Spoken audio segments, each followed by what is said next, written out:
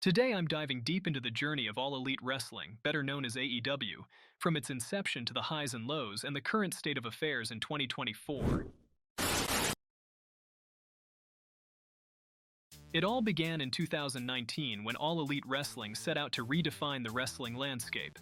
Formed by a group of friends known as the Elite, fueled by the passion to provide an alternative to mainstream wrestling, AEW was established with a mission to break the mold and give wrestlers and fans something different. AEW's initial roster was a unique blend of established stars like Jon Moxley, Chris Jericho, Cody Rhodes, etc., with a huge bunch of newcomers from the indie scene like Darby Allin, Britt Baker, Hangman Adam Page, etc. This diverse lineup set the stage for something special. AEW wasn't just another promotion, it was a movement. The early years saw a meteoric rise, challenging the established norms and capturing the hearts of wrestling enthusiasts worldwide. AEW's hardcore wrestling approach, fueled by events like All In and Double or Nothing, created an immediate connection with the audience. A focus on high-quality wrestling matches and freedom within the match styles is what sets AEW apart from WWE, creating unforgettable moments. AEW's willingness to embrace diversity, both in talent and storytelling, challenged the industry's norms, earning them acclaim for pushing boundaries and changing the landscape of wrestling. But every success story comes with its fair share of challenges. As AEW expanded, it faced internal conflicts, creative dilemmas, and external criticisms. Creative clashes and behind-the-scenes challenges posed a threat to AEW's cohesion, leading to some turbulent times. After some impressive bouts against Darby Allin, Eddie Kingston, and MJF, CM Punk shifted his focus towards the AEW Championship. This led to a headline match at Double or Nothing 2022 against Hangman Page. However, the feud failed to ignite as expected, with many fans finding their promos somewhat lackluster. Hangman hinted at Punk's true nature, suggesting he was a threat to All Elite Wrestling. Despite the subdued build-up, the match proceeded, culminating in Punk emerging victorious with the championship. Several months later, Punk came back at Page with a dig in his first post-injury promo. This unexpected jab raised eyebrows, especially considering their seemingly concluded feud made stranger by Page not coming out. It was reported that Hangman was not even at the arena at the time of the promo. It later surfaced that Punk was displeased with Page going off script during their May in-ring segment, shedding light on the authenticity behind Page's remarks on workers' rights in relation to Punk. All this drama eventually led to the infamous BRAWL incident. During the media scrum, Wrestling Inc.'s Nick Hausman was poised to ask a question. However, Punk beat him to the punch, directing an inquiry to the room. He looked around to identify those who considered themselves journalists and questioned Nick about his friendship with Scott Colton, also known as Colt Cabana. Punk proceeded to criticize wrestling journalists who propagated a rumor suggesting he had a hand in Cabana's removal from AEW television. Punk recounted his experiences with Colt, even revealing the detail that Cabana shares a bank account with his mother. Taking his tirade a step further, Punk placed much of the blame on the company's EVPs, Kenny Omega, and the Young Bucks.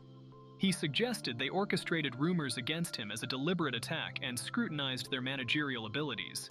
He targeted Hangman Page, labeling him an empty-headed dumb fuck, possibly about Page's May promo where he went into business for himself on national television.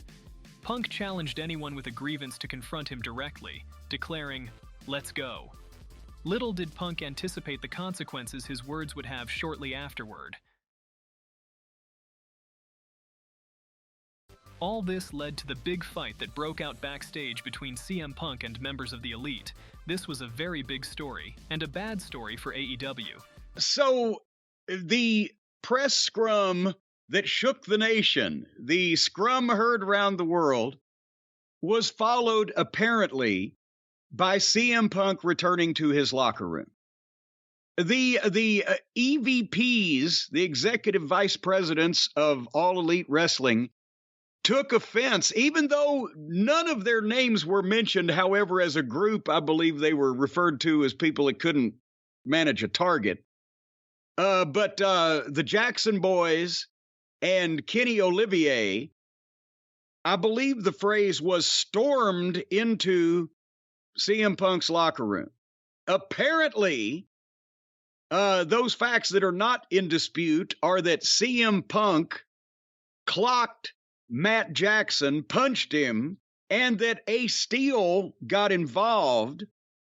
Ace Steel, of course, working as a producer backstage in AEW, is also a friend of Punk's and his original trainer. Ace Steel apparently popped Nick Jackson with a chair, bit Kenny Omega, and pulled his hair at the same time. Punk did eventually come back and had one more run with the company, which ended because of another fight he had with Jungle Boy Jack Perry about the use of real glass. This happened at a bad time because it happened during AEW's biggest show ever, All In London, which had over 70,000 fans. CM Punk was a big money player for them, and all this drama in some people's eyes unfortunately led to Punk leaving the company, which negatively affected Tony Khan and his business.